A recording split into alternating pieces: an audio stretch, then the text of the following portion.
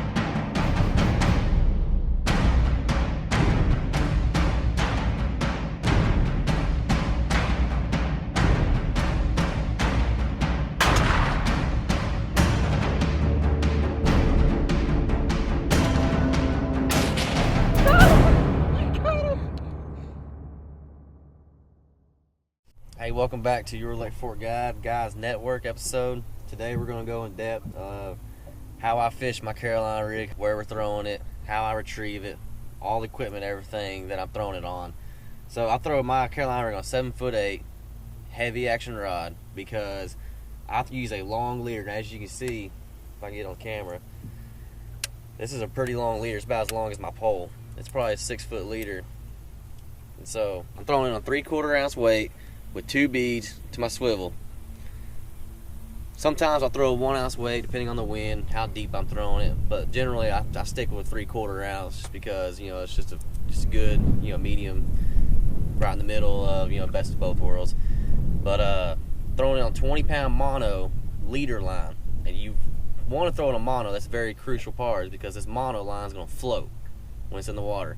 So when my weight is down there on the bottom, this line is going to be floating. And I got it on a 6-foot leader right now.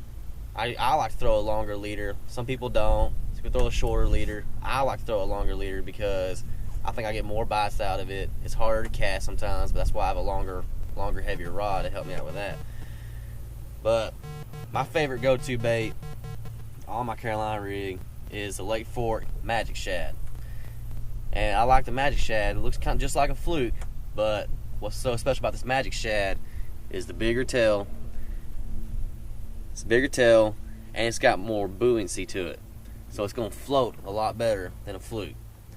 And it's got a lot more plastic too, so I'm using the same fluke, catching multiple fish on it, so in turn saving me money and don't have to keep going in the box and getting more out of it too. But the crucial part is mono line, and I'm throwing on 20-pound mono line because I'm throwing some trees and some thick stuff around it. So I gotta have some good line to get them out of these trees. It's the same thing on my rod. Throwing it on a 7'8" real-time rod, custom made. I built it myself actually here at Lake Fork. But this is my favorite Carolina rig setup. Throwing it on a Lew's speed spool, 7:5-to-1 gear ratio. It's very fast reel. Like I said, I'm throwing them trees and everything like that. So I'm working through the trees and I set the hook. You got to get them out of these trees and out of these trees to get them in the boat. But I like the longer rod too because I'm throwing it a lot further. It's a lot easier to throw, a lot easier to get them out of the trees and everything like that. So where am I throwing this? I'm throwing this around main lake points, secondary points, basically some humps, anywhere out in deep water, basically. But it's a very good bait. It's It's very good when it's fishing's tough. You get a lot more bites on it than other things too. And so we always want to concentrate on, we always talk about the creek channel, the creek swings by a point. It's a very good point then. The fish are coming in and out of the creeks and stopping at these points. And they're going to stack on these points, stack on these humps. So we always want to look for creek channels, where they're going to swing by. That always going to determine where we're going to fish. Once I cast it out there, I let it go to the very bottom, and that's where the big weight comes into play too. Because I want the 3/4 ounce weight, so I know that I'm staying on the bottom, and that I can drag it along the bottom, and I can feel every little thing on this bottom. Like right now, I'm in some trees right now.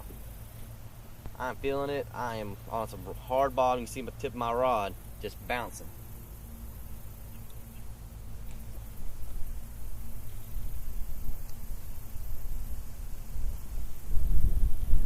And so as my weight is dragging along this bottom, I have that long leader, so my bait is actually about 6 foot off the bottom, just slowly sinking down. And that's why I like this fluke this time of year too, is these fish are chasing shad. We've seen fish schooling right here, right now. And so they're chasing shad up here on this bank, on this point, that this creek channel actually swings by this point that I was just talking about. And so I like the shad color, the shad type bait. That's why I'm throwing this Lake Fork Tackle Magic shad too, is because these fish are chasing shad this time of the year in the fall.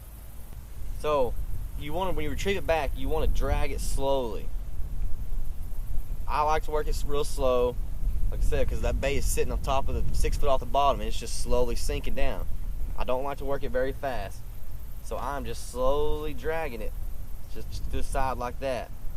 And then when I get a bite, you'll feel it, and it's a pretty hard bite. It's a fun bite. So when I get a bite, I'm reeling down on them pretty hard, and then just setting the hook pretty much as hard as I can. Like I said, 'cause we're fishing in deep water, we're in some trees, we gotta get them out of it. And like I said, I have this long leader, so I mean, way out there, I gotta get a good hook set in.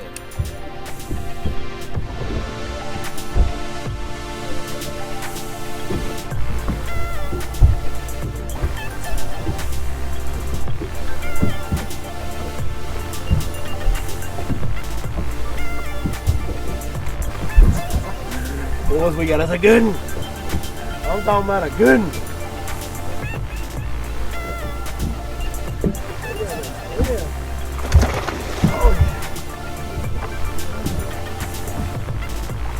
Get up in here, big boy. Hey. That was on a Carolina rig. Carolina rig is one of the best things you can throw for deep offshore structure fishing.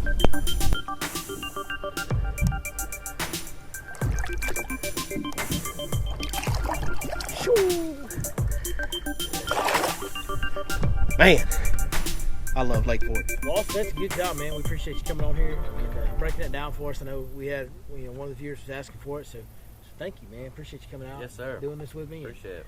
Helping all these guys out, giving them all the details about Carolina. You know, Carolina's pretty simple technique, right? It is, but It's effective. It's very effective. Yeah. It's very good, especially like when you're graphing and you see fish on your graph. They're just a little suspended off the bottom. Those fish can be generally hard to catch. Sometimes. And that's what that Carolina rig is.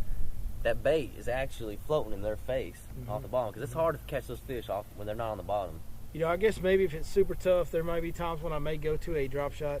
But on a day in, day out basis, for my offshore structure fishing, a Carolina rig's my number one bite getter. Yeah, Hands down. Very good bait. And I've been throwing mine pretty much every day, every guy trip I've been doing. Yeah. And been doing pretty well with it. Yeah.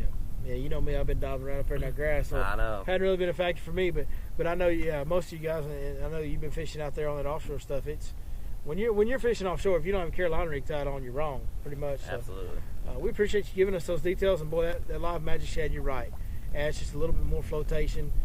I know that, and I know you as well like to throw the Smash Tech bubble fry and the ring fries from Lake Fork Tackle. Yep. We throw a little bit of those as well. Another bait that just stays up and floats. That's a big part of it. So that's kind of the biggest key, like you touched on it, is the mono for flotation. Everything's about getting that bait off the bottom. Yep. The more you get that bait off the bottom, a bait that'll float, a line that'll float.